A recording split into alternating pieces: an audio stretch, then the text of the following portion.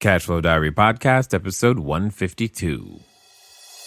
Welcome to yet another exciting episode of the CashFlow Diary Podcast, the podcast that teaches you insider tips, tactics, and strategies for creating leverage streams of cash flow into your life. Learn from top-performing entrepreneurs, business owners, investors, and thought leaders from across the globe as they share their secrets to success. Like what you learn on this and other CashFlow Diary podcast episodes? Go to learninvestingnow.com and sign up to receive powerful tips and information that will help you succeed as an entrepreneur and investor. Now, here's your host, investor, entrepreneur, business owner, educator, speaker, author, and master facilitator of Robert Kiyosaki's cash flow game, Jay Massey. All right, and welcome to another episode of the Cashflow Diary Podcast. I'm your host, Jay Massey, and I'm glad that you guys are here today. You have been here for quite a while, and you know that we are always doing our best to bring many different ways for all of us to go out there and change the way we think about things, to go out there and build our cash flow. Because at some point, you want to quote unquote retire. Maybe you just want to work a little bit less, or maybe you want to finally get around to doing something that absolutely matters to you as opposed to something that matters to those that you currently work for. And I think today's guest is going to be able to help you with that because he shares some very, very unique things. I mean, many people, you send in an email and you say, hey, Jay, how can I quote unquote retire early? And what is retirement anyway? And do you even understand the definition of retirement? And then here's the thing. Today's guest was a former hedge fund manager who managed to retire at age 35, and he loves playing the money game like a kid loves playing Monopoly. Now, for those of you who know me, you know Monopoly and cash flow, those are real estate based, and those are things that are absolutely right up my alley. He's now a financial educator and best known for his ability to simplify complex financial subjects without dumbing them down so you know how to make smarter financial decisions. And get this, he's been featured on the Wall Street Journal, Investor Business Daily, Forbes, NPR, Market Watch, and is the author of 5 books on very different specialty financial topics. One of which I think is a question that you've asked. Have you ever asked yourself, how much money do I need to retire? And that's the title of one of his books. And he's also the host of the Financial Mentor podcast and gives away a free email course for 52 weeks to financial freedom for you. And we got him.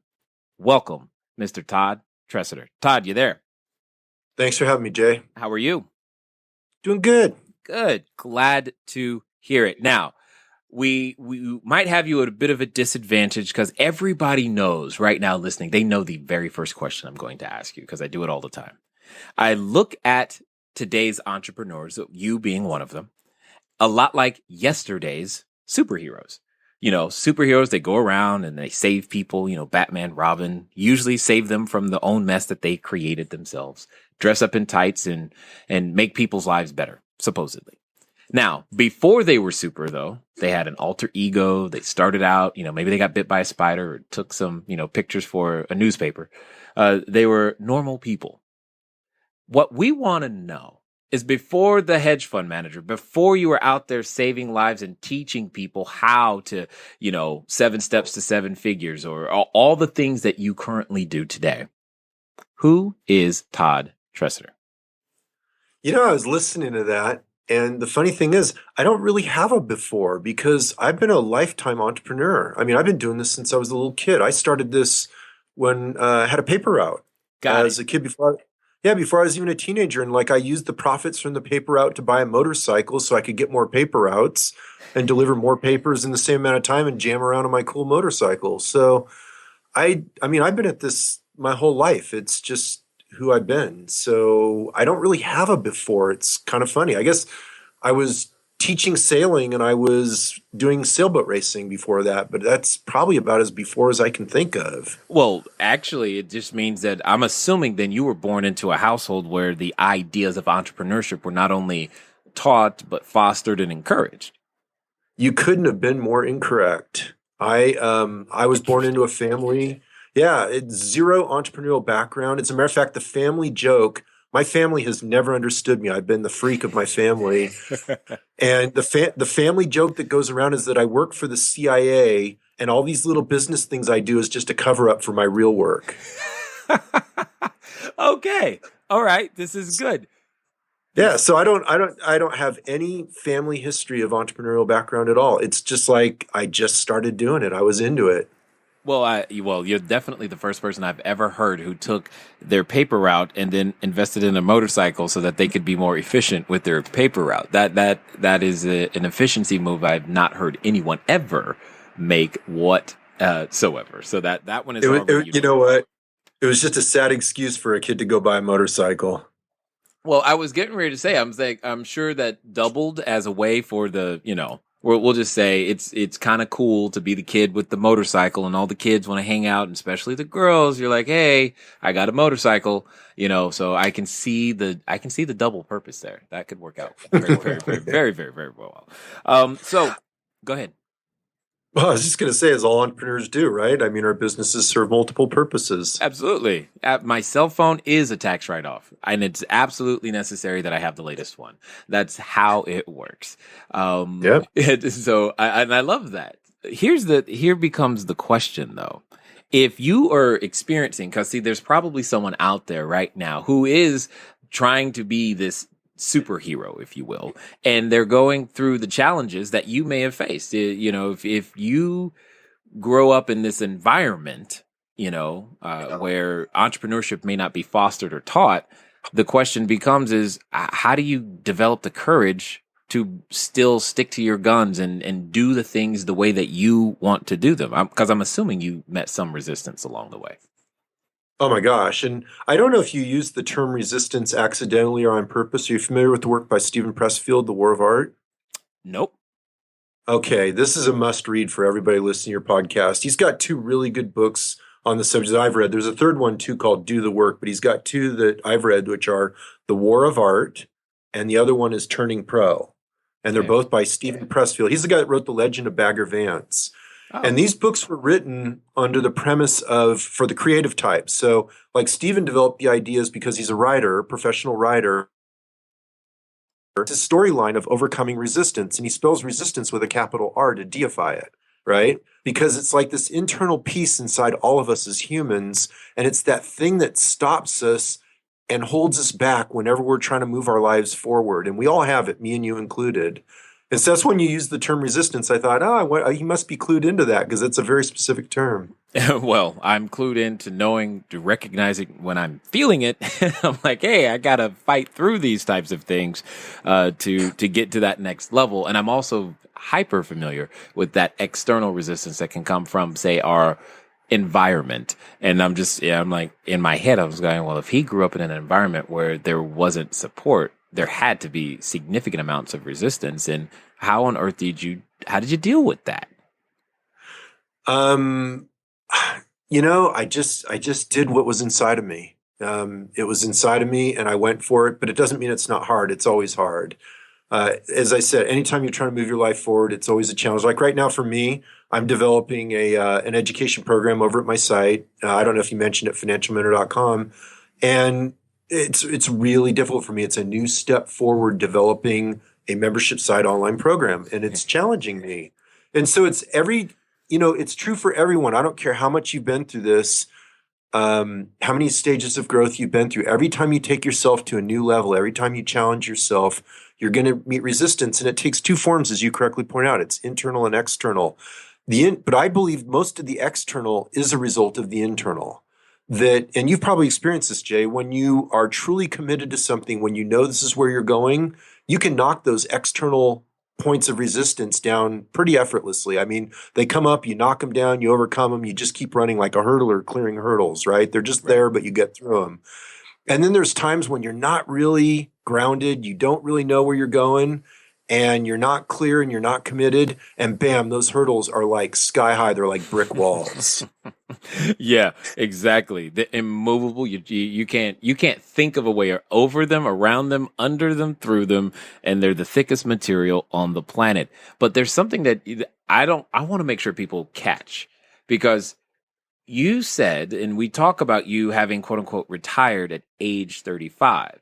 We're going to Correct. assume that was a little while ago, but yet you're still pursuing additional challenges. So you have a unique perspective on the concept of retirement, and I would love to hear it.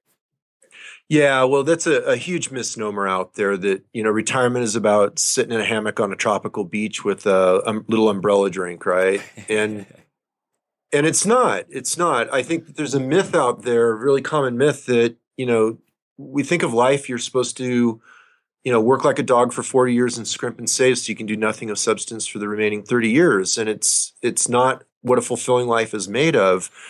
And I've been blessed to live the extremes. So I was a workaholic as I built up the hedge fund business, and then as I said, quote unquote, retired. And that was a while ago. You alluded to it, but it was 18 years ago. And so, we sold the business, and I was on what I call the pro leisure circuit, right? Which is now suddenly my sole focus is entertaining myself, and I was shocked. I always thought that would be joy and happiness. I had that myth in my head. And as soon as I lived it, I realized why so many people are unhappy as they retire. Humans are very different. Happiness is a much more subtle thing than we realize. It has to do, I'm going to fumble with it a bit because I don't have it down to an exact little one-line sentence, but it's, you have to do a creative pursuit that's in alignment with your values, that honors some things like contribution, human connection, having a life purpose. All these things are at the core of happiness. And what you find when you quote unquote retire is a lot of that gets removed because a lot of that was vested in your career and how you viewed yourself. And so I've come back now and I think I'm pursuing something that's closer to balance, which is what, has been dubbed lifestyle business. Right. So that to me has been the balance point. Pro leisure circuit was just not fully satisfying, and workaholism has its problems as well. And I think the balance point somewhere in between is where I'm finding it. What's interesting is I love the reference to the pro leisure circuit. I tried the quote unquote retirement idea. I lasted a very, very short period of time because I just got bored. And I was like, I can't do. It's not fun. It's like I got not enough people to do stuff with, and it's just. I mean, how many times can you keep paying for dinner? So it was definitely an interesting thing. But you bring up this concept of balance, and I would love for everybody to, because we want to start a business because, hey, then I can have more time to myself and I can do all these things. I would love to hear your perspective on this concept. In regards to what? Balance? Yeah, balance, and what that really means from the entrepreneur's perspective, especially as it relates to the amount of time that it takes to achieve the things that we're talking about. Well, for me, I'm best. You have to know what works for you. For me, it's stint work. So I take off about 3 months out of the year. I still have kids in school, and so I work when the kids are in school, and I work really hard. I mean, while the kids are in school, I can put in the hours and be very focused. And then during the summer months, I take the bulk of the summer off, and then I take the holidays off. And then sometimes I take special time periods off, like, 2 years ago now, I hiked the John Muir Trail, which is, 250 miles from the base of Yosemite to the peak of Mount Whitney. So, wow. It's just different. Yeah, it's different things. We took a month off and went to Europe as a family and toured around for a month. And so I do different things. And that's balance. As long as I can do what I want, that's enough for me. And I don't mind hard work when I'm in that work mode. Yeah, work mode. Indeed. There are times where you got to turn it on as well as turn it off. So talk to us about the beginning in the sense of you're building the hedge fund. And there are so many people, I'm sure, listening to you right now and going, why would he ever stop doing that? Which therefore becomes I think the jumping off point for a very good conversation is why on earth would you stop doing that? Everybody seems to want to be what you were doing. Yeah, it was probably the stupidest financial decision I've ever made, certainly the most expensive, because obviously building a website and financial education business doesn't pay anywhere near what the hedge fund business paid or would have paid.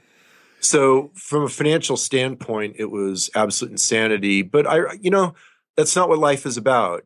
you reach a point, ultimately, the goal is your happiness and you becoming the greatest version of yourself that you can be. It's not about how much money can you amass. And so, I reached a point when I got into the hedge fund business, my fascination was the idea of creating a money machine in the world of paper assets. Like how could you consistently turn profits in the paper asset world? And that's why I went to the hedge fund side, not like traditional financial advice and that kind of thing, because you can't do it there. And so I spent years, my job was researching trading systems. I was one of the early pioneers of computerized trading systems. And so I was programming and developing databases and doing all that stuff. And I tested most of what's out there. And surprisingly, most of it doesn't work. There are a few things that do work. I got to a point where I really understood the principles and got it down to a set of principles. And I got to where it's kind of the 80-20 rule.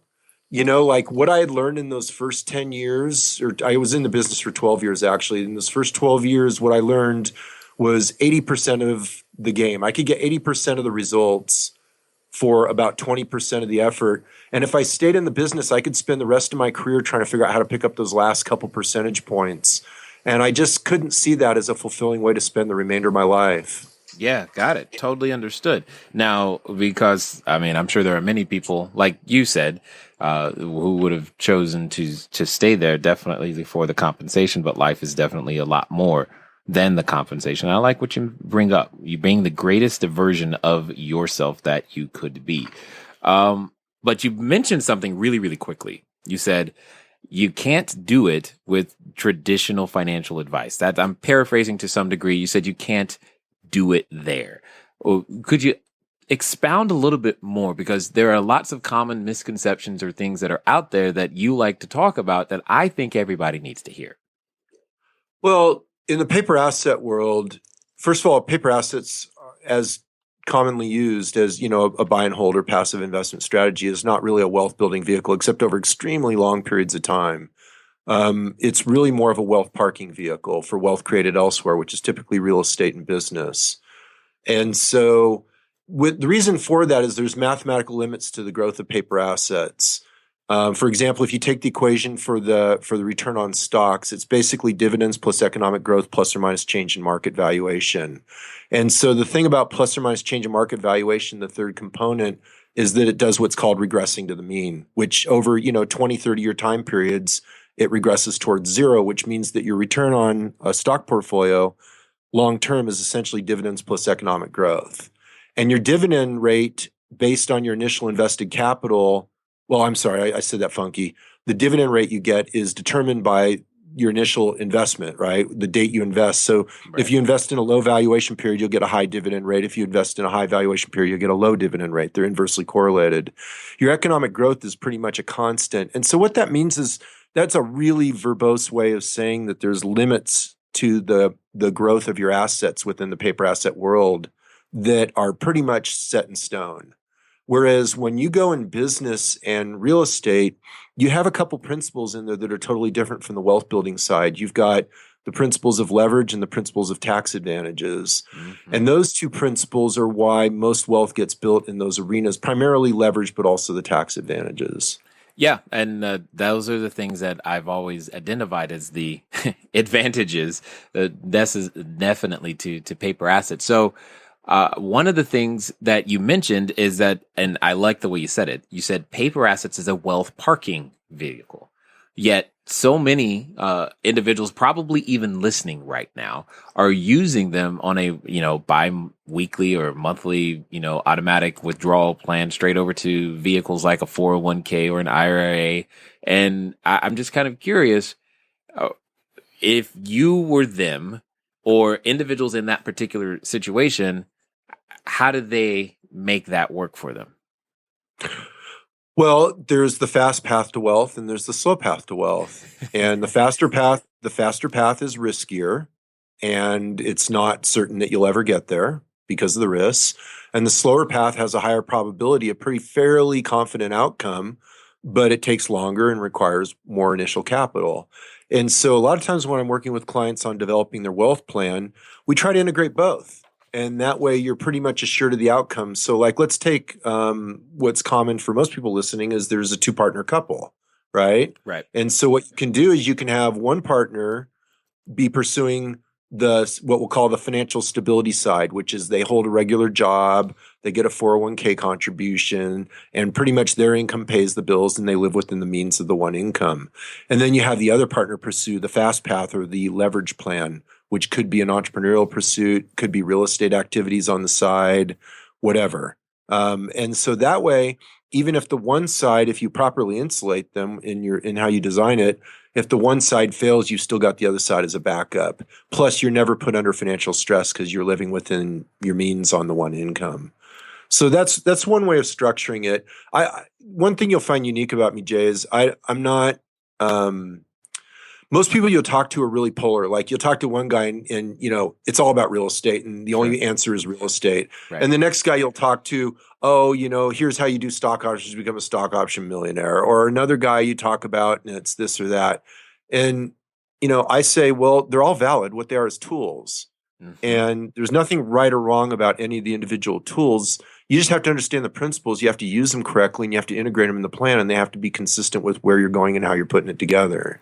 Well, and agreed 1,000%. And that's one of the reasons we call it cash flow diaries, because real estate is one way to get to that particular goal. And there are many different tools out there and you want to use the best tool for the best job. However, you can't ever choose the correct tool if you don't know where you're going. So I've got to ask you the question that's also the title of the book. How does someone figure out how much money do they need for retirement? Okay, so that's I like the inhale. He's preparing for this one. I love it. Well, I'm trying to figure out how to answer it because essentially I wrote a book to answer the question, right? Right. How much money do you need to retire? I got a whole book on it, and so you give me a question, I'm supposed to land in a soundbite, and I'm like, oh, I don't know how to do that. Okay, 2 sound bites then. Well. Okay, so let's first of all go into the subject. Okay, let's just kind of start as an overview of it. If you go in and you go to your friendly broker or your financial planner and say, how much money do I need to retire? What's he going to do? He's going to sit you down across the desk and you're going to start inputting a bunch of numbers like what your savings is now. And then he's going to project some assumed rate of return on your assets and how much can you contribute each month. He's going to go through all these questions. He's going to run it through a computer and he's going to come back with a number. Right? Yep. And he's going to set the number down and it looks all scientific because it ran through a computer and it's all precise. And guess what? It's all garbage. The reason for it is it's that classic garbage in, garbage out equation. If you really understand what's going on behind that equation, and this doesn't matter if you do it with a financial planner. I'm not picking on financial planners. You can do it yourself online using any calculators. And I have one on my own side. I have a retirement calculator on my own site called the Ultimate Retirement Calculator. And I programmed that just because the way the other ones were working, I couldn't even work with my clients on them. They were so bad. Because when you're doing a wealth plan properly, you have to do what I call scenario analysis, which is your retirement plan or your wealth plan has to reflect your life plan. And so the numbers are merely putting financial engineering behind what your life plan is.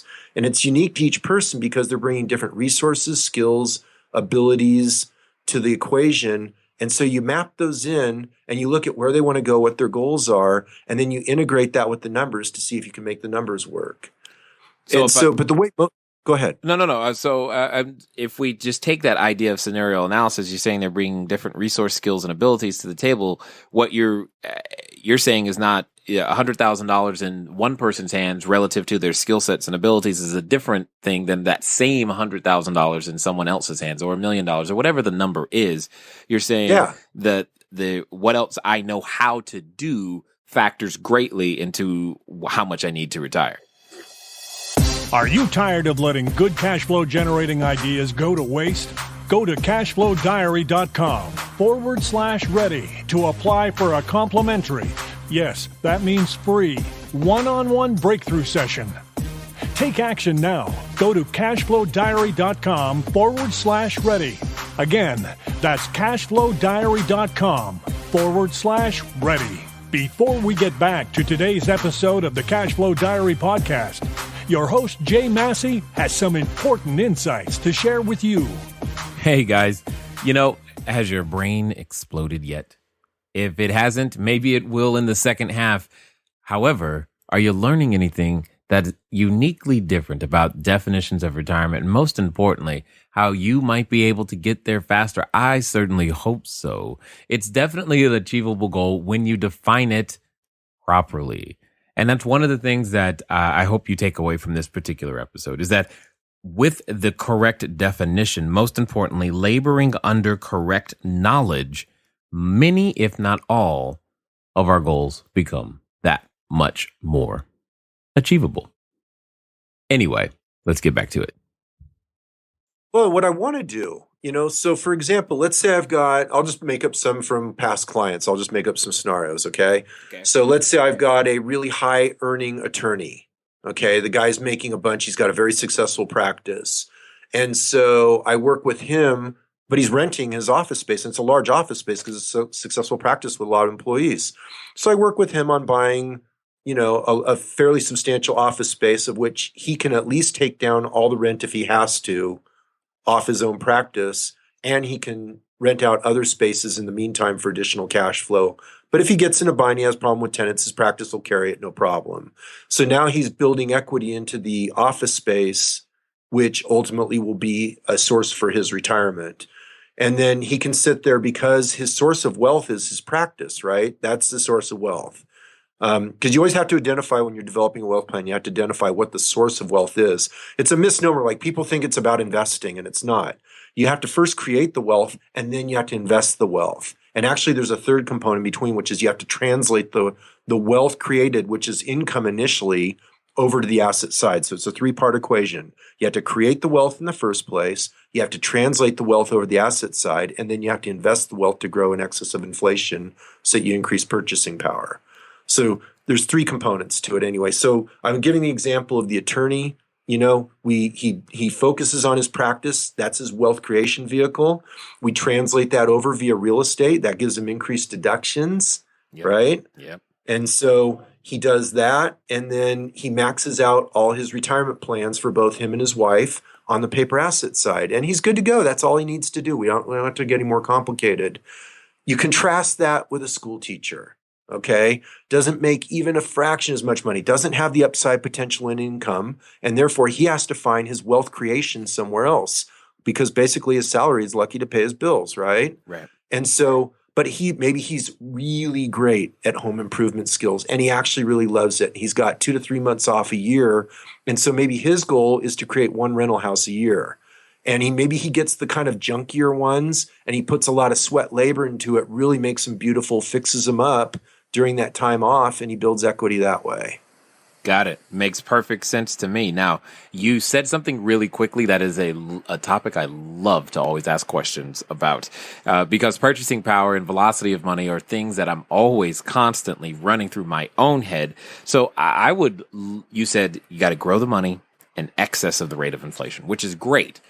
However, how is someone to figure out what that number is, in your opinion?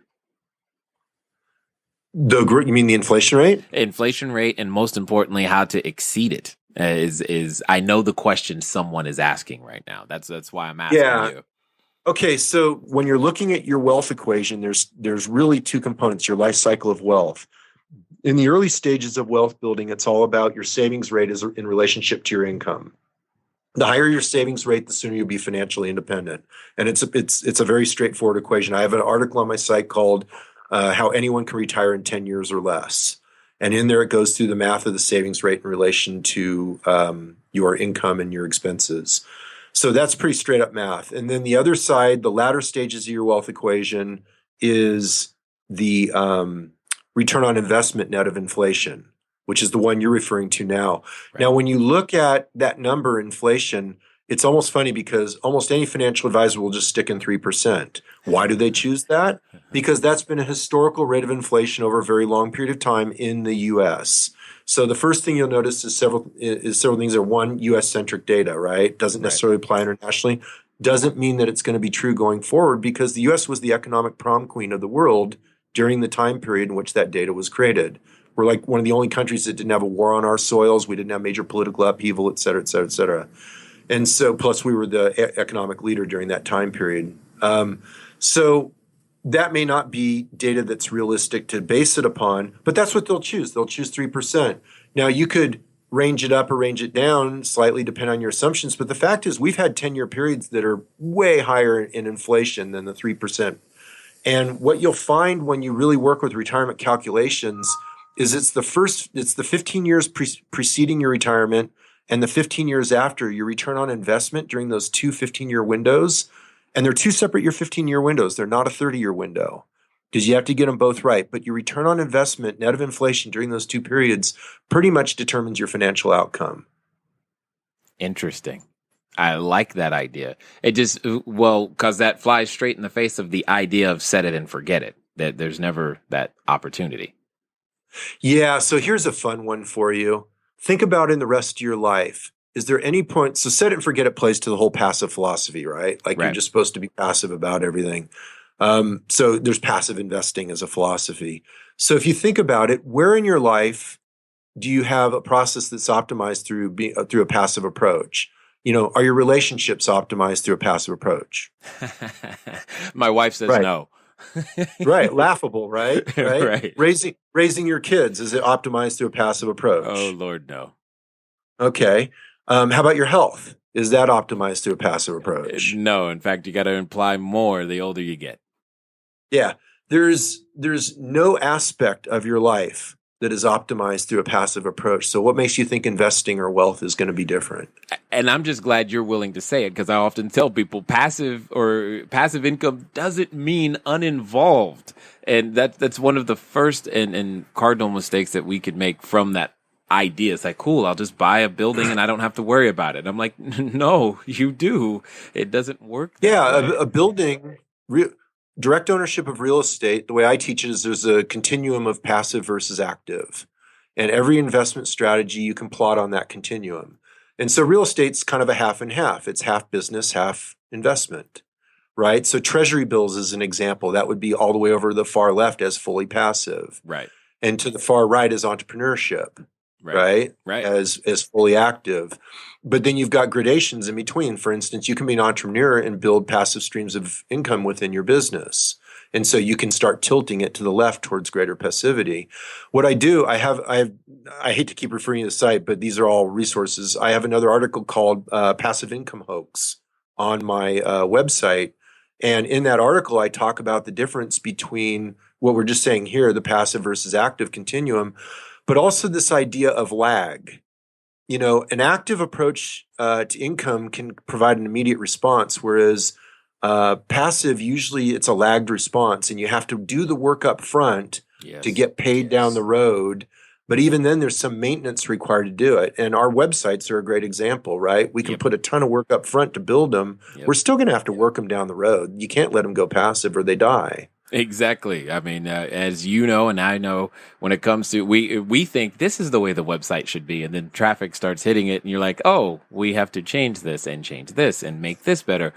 All of those things are very, very true. Even if you're going to write a book and that's going to be the way that you're going to do it, you still have to put the work out there to put the book together first before you can go out there and sell and derive income from the asset that you just created. There's a lot of upfront work that is often not seen, not taught, and flies straight in the face of immediate gratification in all the ways, shapes, and forms.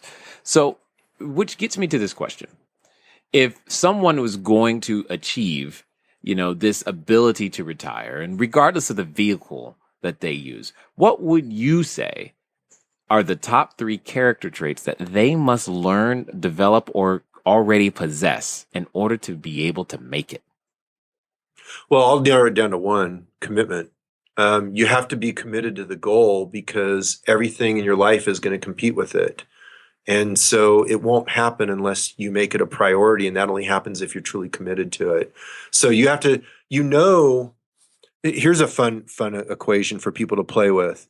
You know how long it'll take you to reach your goal for retirement or passive income exceeds expenses, however you want to define it.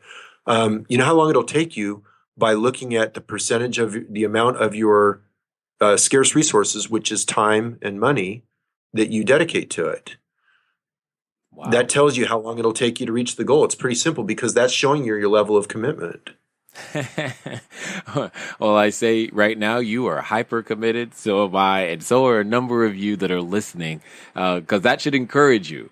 Because the more time you're headed in that direction, the more your mind and focus, and you're out there building those assets and developing that real estate and doing the things that are required. So let me ask the exact inverse of that question. What would you say is the number one thing that you've seen your clients struggle with that get in the way, that just take them off track and they just like never return? Oh, see that now it's funny because you go mirror image and I go mirror image in my answer. Let me count the ways, right? There are so many. One of them obviously is distraction, right? They allow themselves to be distracted. That would be the mirror image of commitment. Confusing objectives. So, as you pointed out earlier, you said something about delayed gratification. That's a characteristic of successful wealth builders. And I'm not even really comfortable with that term delayed gratification because I really think of it as getting a different form of gratification. When I was saving very aggressively, I didn't view it as delayed gratification. I was very gratified by what I was doing because I was moving towards my goals. So to me, it was, yeah. So you're dedicating your resources to where you want to go. So it's a very positive or offense thing as opposed to defense. So clarity around the goals. I see a lot of people. They'll come and they'll say, "Oh, I want to be rich. I want to be financially independent." Oh, really? How come? They want a Lamborghini or they want this or they want that. And that kind of a goal will keep you from actually getting your financial independence goal because the driving motivation I've seen that drives successful financial independence is when you prioritize experiences over stuff. And there's a reason for that. If you want stuff really bad, if that's your really driving motivation is stuff, then what happens is you will raise your lifestyle to acquire the stuff as soon as you have the money to afford to do it. And that'll keep you from building the equity and the assets, which ultimately is what drives financial independence. I gotta confess here, Todd. At one time I wanted a Lamborghini until I realized I couldn't fit in it. That was the whole thing. I went to the dealership and everything. I tried to get in one and it just didn't work out. They're not made for 6'4" people. That's just not. So that killed it for me and made it much simpler. But I like your idea of stress on the experiences. And when you say experiences, what are you? Or is this like the hiking thing, the 250-mile hiking thing that you're referring to? Yeah, you think, what does it really take to be happy, right? I mean, like I'm actually a fairly simple guy in terms of what my needs are. It's really healthy food, clean water, comfortable bed, a good chair to sit and read in, and a great book, and time to enjoy my life. I'm a very much outdoor recreation guy, but once you have the toys, it doesn't cost that much to enjoy those things. It's just, it's not that complicated. We make it really complicated, but it's not that complicated. And it's, anyway. So got it. He's like, it's not that complicated. Don't complicate. Yeah, it's just it's experiences. You think about it. What's going to make for a satisfying day to day? What's going to make you for a happy day to day? It's got it. So let's talk about this though. You mentioned treasuries earlier and the passive ideas, and we understand that real estate's in the middle. I'm going to throw something in, Jay. I want to throw something in on that because I didn't explain that very well. Okay. There's a fun phenomenon you'll see with people as they build wealth, and maybe you've seen it with people you talk with, which is when they have enough money to afford anything, they usually remark that there's not much they want. That the wants are actually a result of the scarcity mindset that comes from not being able to afford it in the first place. Once you can afford it, it usually isn't all that enticing. Yeah, that's kind of true. There have been many times for me, many of you guys know I live in the Apple store for no particular reason other than I like to go there for inspiration.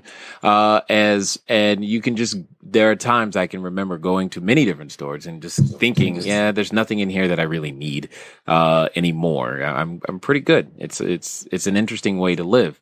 But let me ask you this question.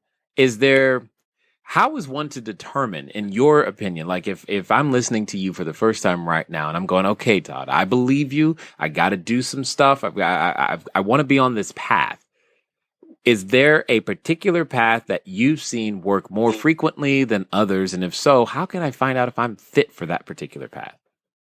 Hey, can you say that question? I just realized an answer to the earlier question you did where I did a big breath and I couldn't give you a good answer.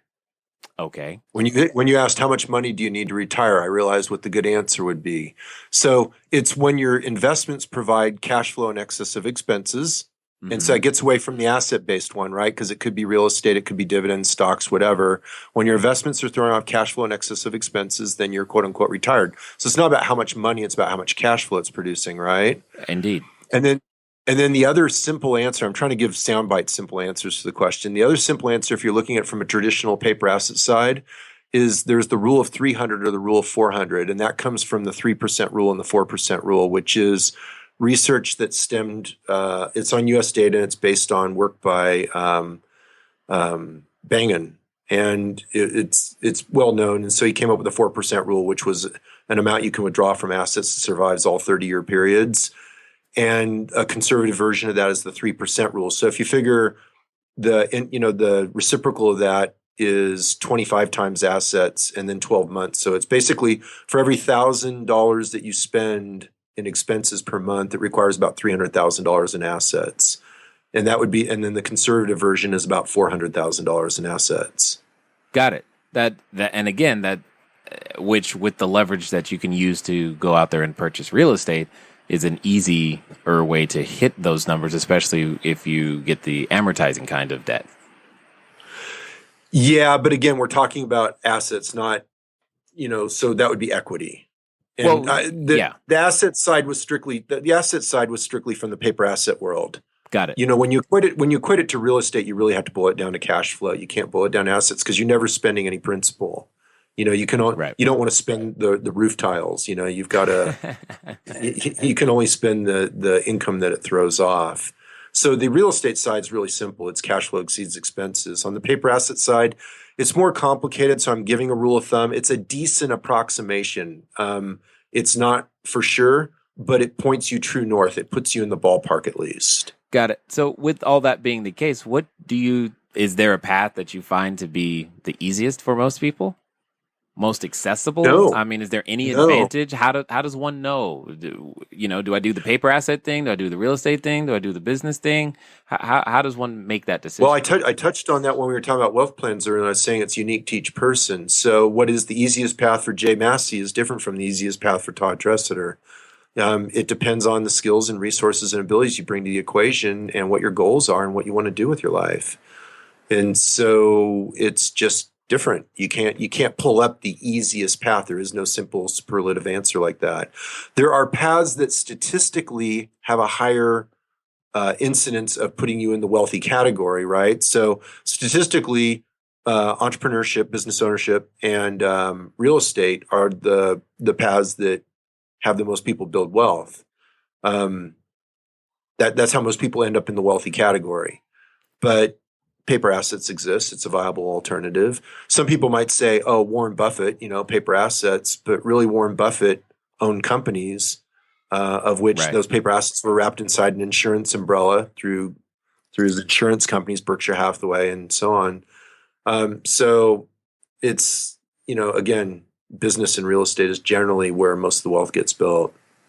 Understood. Totally understood. Now, what about those individuals right now listening who might feel a little bit behind the gun? They're like, yeah, all this sounds great, but I'm out of time. Retirement's 5 years, 6 years, 7 years away is when I was planning on doing this. Is there any hope, Todd, for them? Well, there is, but you have to be realistic. You're not going to do it through saving your way to wealth. If you didn't start saving long ago, you're not going to suddenly convert and save 90% of your income. So that's true. Right. So you have to kind of throw that one out the window and say the slow path or the saving and passive path is pretty much done for you because you waited too long. So that's left with real estate and paper assets. And even real estate is kind of halfway. I'm sorry, real estate and business ownership. And even real estate's kind of halfway in between. If somebody was in that situation, I'd really be prompting them for what business ideas do they really have? What would get them juiced from a business development side? Because even though it's the least certain in terms of success, it has the highest leverage. And the other thing that's really cool about business entrepreneurship is you can convert it into passive revenue streams relatively quickly. And so if you have to replace a few thousand in income to be financially independent in a relatively short period of time, typically business is going to be your fastest path. Now, you mentioned something that I think is a very important point. Oftentimes we talk about trying to save this stack of cash, this pile of cash, and I'm saying, no, we need streams of cash. We've got to convert those stacks into streams. If you would please, you said it really fast. You've got to take that business and you can convert it into the stream. I'd love to know, how is one to do that from your perspective? Well, why don't we use my business as an example? So I have a certain number of visitors and there's certain revenue streams. So there's advertising, there's affiliate programs, there's my books, there's my coaching, and there's going to be the membership site coming up. And so certain ones of those can be passive and other ones are trading time for money. So like the coaching is a trading time for money. So that one won't convert, although that was certainly the quickest revenue stream to create in the business. The advertising is completely passive. The books are semi-passive. I do have to write them, and the more I continue to write, the more all of them sell. And so for me, let's say if I wanted to take this thing to passive in a period of years, I would focus on traffic increases, which convert on advertising. I would add a few more books, and that would do it. And then so I would focus on the product side, which can be more passive than the service side. Indeed. And it sounds as though that there's levels of systems that come into play to help facilitate that as well. Absolutely. Got it. Totally understood. Excellent. So at this point, if their brain isn't full, for those that want to go and find out more about what you're up to and how you can help, what would be their best course of action? You mean in terms of next steps with me? Yeah, absolutely. They're probably wanting to track you down because if they're anything like me right now, they've heard so many things. They're like, yeah, I want to read that article. Yeah, I want to know more about that. And what's he think about this? How can they find that information? So my site is financialmentor.com.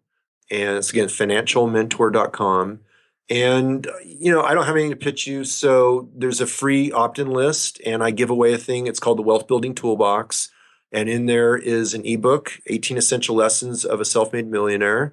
And it tells my story and a lot of the lessons along the way, a lot of stuff we talked about here and a lot more. And then also I have a 52-week course called 52 Weeks to Financial Freedom.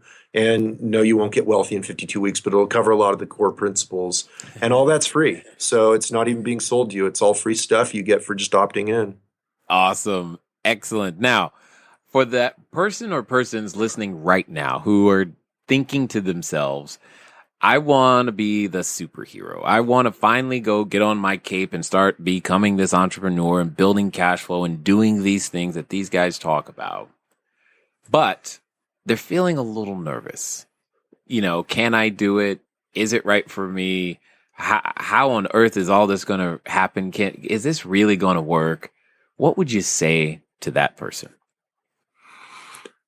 Well, yes, it does work. Is it a sterile, safe process? No. Will you take your lumps? Absolutely, yes. But if you want it, you can get it. You just have to be dedicated to it and willing to get back up every time you get knocked back down and pursue it. You want to work on a couple levels. You want to work on a smart strategic wealth plan so that, it's based on sound principles. And if you take these actions, if you take X actions, you get Y result. So that's built into your wealth plan. So you've got to get that. And then you've got to be willing to take action. It's a combination of having a plan that governs your action and then taking consistent, methodical, strategic action towards the set goals and just going relentlessly until you get there. I like it a lot. Well, one of the things I want to say is thank you for taking the time to make an investment here with us at the Cashflow Diary. Hey, thanks for having me, Jay. All right, ladies and gentlemen, you know what it's time to do? It's time for you to move at the speed of instruction. What does that mean today? It means go over to Financial Mentor. Just go. because you heard it just like I heard. There was so many resources on the site. Financialmentor.com is there for you, and so much of it costs nothing but time. One of those very valuable and scarce resources. You probably even should pick up a number of his books. And most importantly, you also heard the resource, The War of Art and Do the Work by Stephen Pressfield. Here's the point. You've got no excuse from this episode of what you should do next. If there's something that you heard mentioned that you haven't yet done, that's a clue to get out there and go make it happen. It's been fun talking to you guys today, and I look forward to talking to you soon. Until next time.